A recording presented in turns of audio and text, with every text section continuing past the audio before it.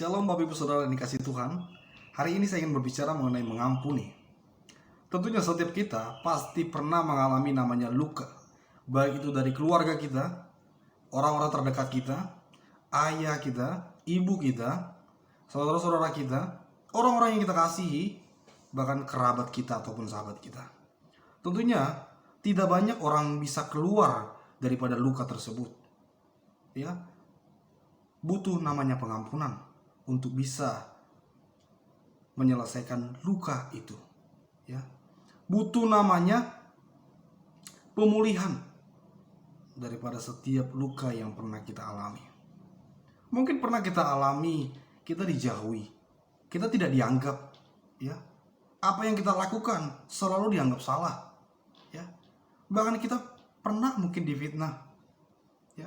Mungkin kita pernah dinodai, atau kita pernah dilecehkan. Tentunya tidak akan mudah bisa melepaskan pengampunan Bapak Ibu.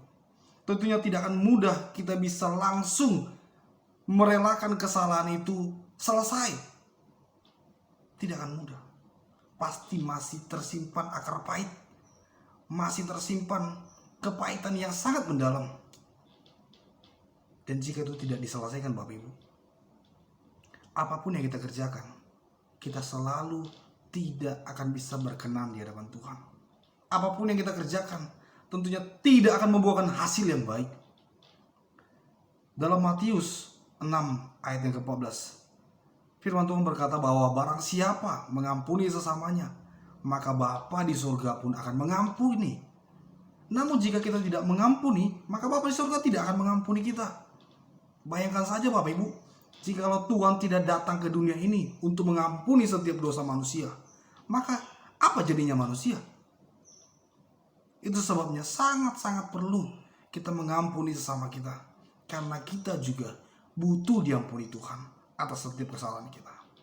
Walaupun itu pahit, walaupun itu sakit, tapi ketika kita melepaskan pengampunan, ada satu pemulihan yang luar biasa yang Tuhan berikan di dalam kehidupan kita. Ada kedamaian, ada sukacita, ya, ada sabar, ya, sehingga kita tidak lagi mengingat setiap kesalahan-kesalahan orang yang pernah melukai hati kita.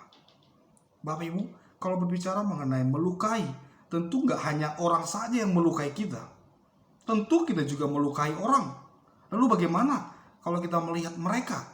Tentu hal yang sama juga mereka hadapi seperti yang kita alami. Nah, saya dan Bapak Ibu Saudara tentunya pernah mengalami namanya sakit hati. Pasti pernah mengalami namanya kebencian.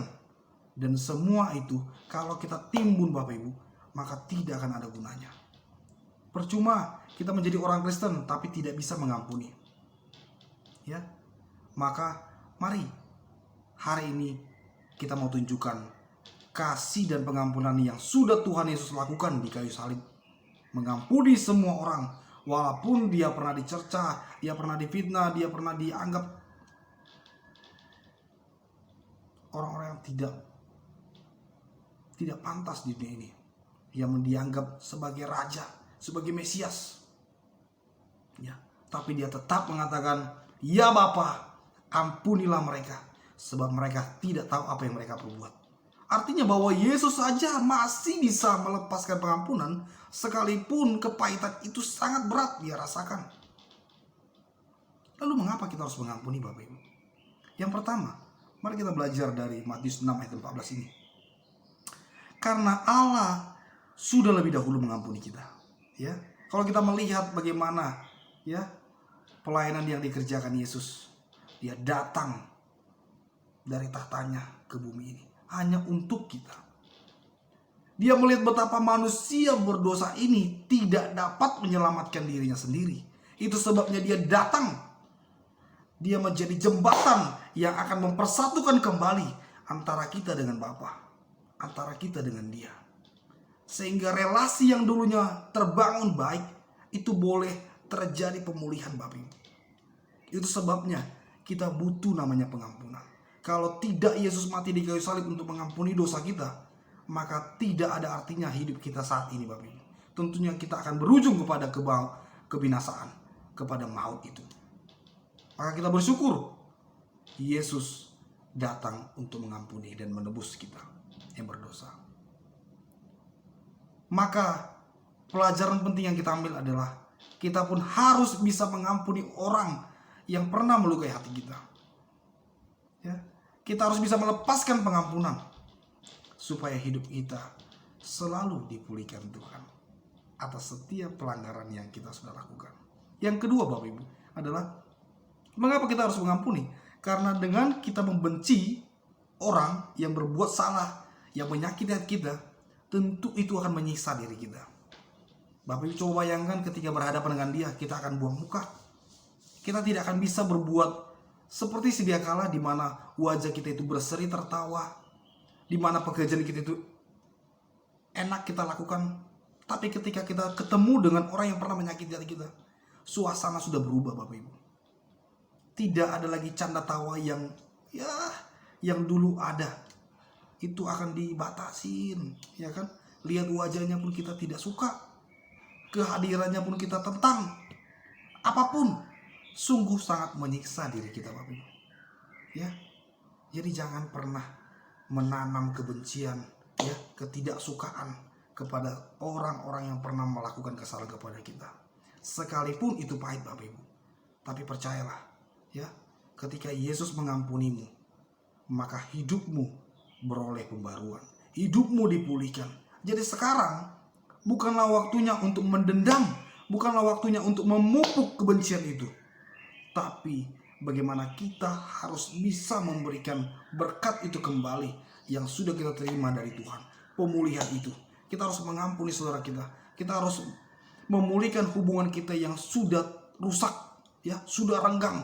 Itu kita harus jembatani dengan kasih Kristus. Ya. Bukti yang nyata, Bapak Ibu, bahwa kasih itu lebih besar daripada setiap pelanggaran. Ya. Itu sebabnya Yesus datang oleh karena kasih yang begitu besar. Kalau tidak karena kasih, Bapak Ibu, maka kita tidak akan ada di tempat ini. Mari kita melepaskan pengampunan kepada saudara-saudara kita. Ya. Yang ketiga, Bapak Ibu, ya, mengapa kita harus mengampuni? Karena kita butuh pengampunan setiap hari. Ya. Jadi jangan lupa, Bapak Ibu, ketika kita mau mengampuni orang lain, firman Tuhan ingatkan, barang siapa mengampuni saudaranya, Bapa di surga pun akan mengampuni kita. Namun barang siapa tidak mengampuni saudaranya, maka Bapa di surga tidak akan mau mengampuni kita, Bapak Ibu. Ya. Artinya bahwa kita pun, ya, butuh pengampunan. Ketika kita mau melepaskan pengampunan, maka kita seharusnya sudah menikmati pengampunan yang daripada Tuhan yang di kayu salib. Kalau kita tidak merasakan itu semua, maka akan sulit mengampuni orang lain. Maka kita akan selalu mengingat-ingat kesalahannya. Ya, maka kita tidak akan pernah bisa melepaskan pengampunan. Walaupun hidup kita masih di dalam kedagingan, Bapak Ibu. Ya. Tapi justru di dalam keterbatasan, di dalam setiap hal yang mungkin kita anggap tidak bisa, disitulah saatnya Tuhan bekerja untuk kita bisa melakukan apa yang Dia mau. Karena kenapa? Justru kita yang sudah percaya kepadanya, itu sudah dimampukan Tuhan.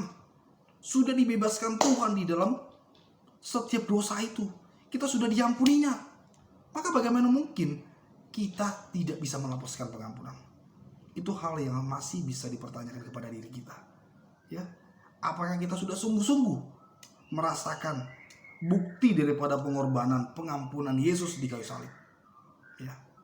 Jadi mari kita lihat, Bapak Ibu, sebelum kita melepaskan pengampunan, harusnya kita sudah merasakan bagaimana pengampunan yang sudah Tuhan berikan bagi hidup kita atas dosa dan pelanggaran kita. Karena kalau tidak, maka kita tidak akan bisa mengampuni. Ya.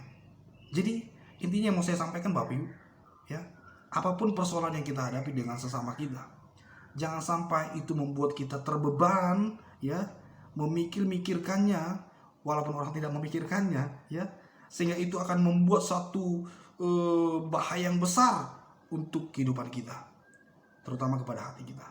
Ya, hati kita akan mendendam, hati kita tidak akan pernah bisa leluasa membuat yang baik, ya, karena firman Tuhan katakan, kalau hatimu aja kotor, ya, maka apa yang kau lakukan pun tidak akan baik. Ya, Jadi perlu hati yang bersih Bapak Ibu, yang perlu dipulihkan Tuhan. Jikalau Bapak Ibu mau dipulihkan Tuhan, maka nikmati proses pemulihan daripada Tuhan atas pengampunan yang tercurah di kayu salib. Sehingga kita tidak akan pernah lagi mengingat kesalahan orang lain. Justru kita melihat bahwa Yesus sudah mati untuk kita. Ya,